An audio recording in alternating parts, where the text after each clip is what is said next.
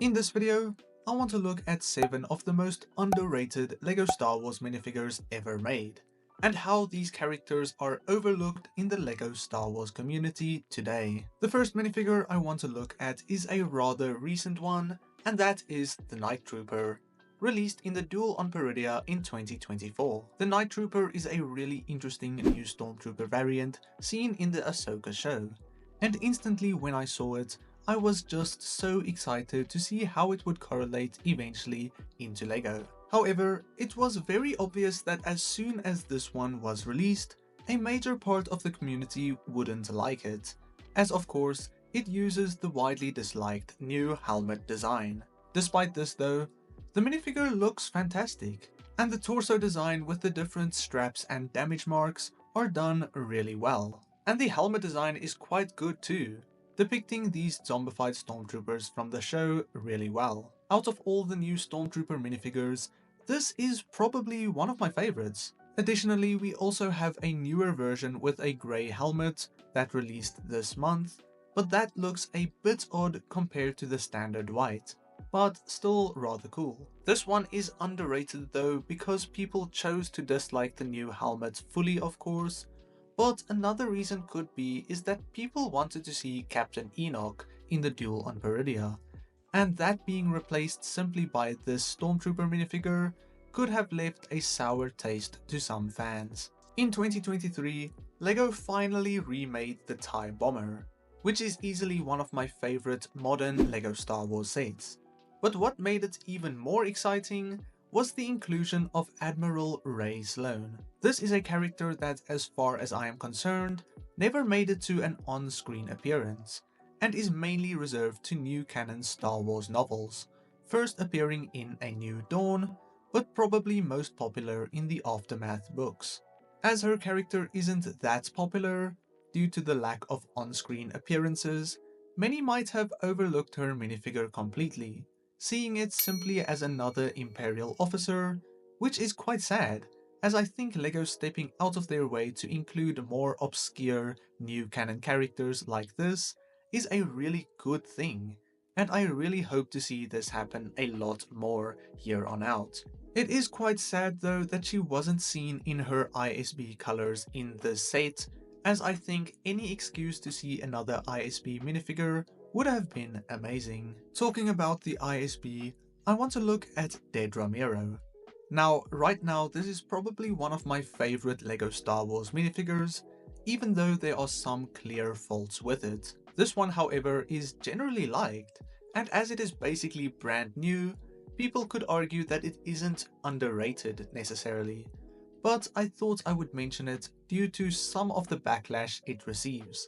Basically, as expected, this minifigure has a rather faded print on the legs, which of course wasn't advertised, and it ultimately takes away of the full quality design of this minifigure. The white from the torso not matching up on the leg print is rather annoying, and many choose to dislike this minifigure purely for that.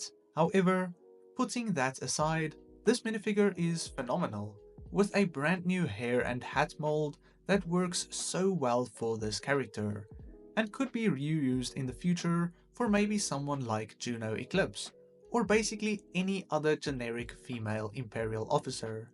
And we already have so few of them actually, so it would be really nice to see some more. Now jumping back several years, I want to look at probably one of the most underrated LEGO Star Wars clone troopers, and that is the Bomb Squad Trooper, seen in 2011.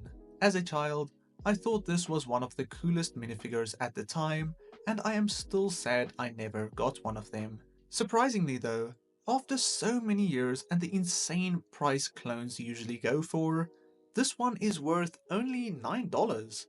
Sure, it is very obvious a clone trooper that is not necessarily meant for army building, but so many people choose to overlook this minifigure or sometimes forget about it completely. This one is unfortunate in the sense that its helmet has a faded, rather pinkish print, which could be a large reason as to why people would not be the biggest fan of this one, but in 2011, that was way more possible than it is today. The orange design might also not be that appealing, and overall, the Bomb Squad have such a small role in the Clone Wars TV show that many Clone Wars collectors might deem it unnecessary to actually get one or a few of these, despite them being rather cool. For Star Wars Rebuild the Galaxy, we saw the first depiction of Darth Rey in Lego form. This is one of the few characters from this show that actually have an on-screen canon appearance,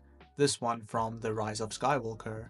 And for that reason, it is one of my favorite minifigures in the set, other than Jedi Vader of course. Her minifigure design is done really well, but this one sadly uses the Sith pupils, and this of course is something many people really dislike, which could lead to this minifigure becoming really underrated a few months after release. Personally though, as I have said before, I do not actually have an issue with the Sith pupils. Maybe for someone like Rey it is quite strange and isn't as needed and could just be a bit odd. However, I do think it kind of matches Lego's style quite well, and I like the overall look of this minifigure. Another one of my favorite Lego Star Wars minifigures is Anakin Skywalker, released in the Jedi Starfighter of 2018. The standout thing about this minifigure is that it is based on the Clone Wars, and it was the first time we saw Clone Wars Anakin with his armor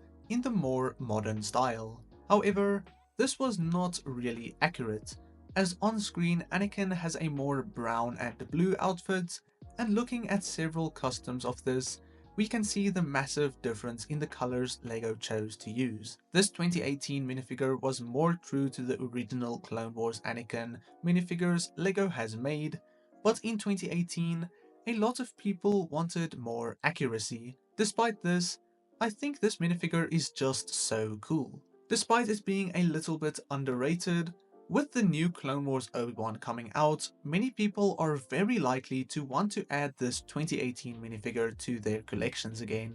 Maybe someday soon we get to see a high quality, accurate Clone Wars Anakin, with arm printing of course, to match that stunning new Obi-Wan minifigure. Now the final minifigure I want to look at is actually a set of 4 minifigures, and those are the Mandalorians released in the Mandalorian Battle Pack in 2020. This battle pack is quite forgotten about today, and even at the time it was quite strange and overlooked.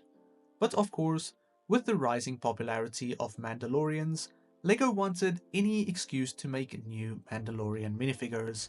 These characters are really interesting though, and they all have unique designs and color schemes that fit the Lego style so well, and could easily be used as background characters for any Mandalorian based build. I think it should be encouraged that Lego makes sets like this with more obscure, not necessarily screen accurate characters, but more new and interesting characters like this to be used as extra minifigures for builds, display, or for kids to enjoy in play. I think these minifigures deserve way more recognition than they currently see. That said though, what do you think are some of the most underrated Lego Star Wars minifigures?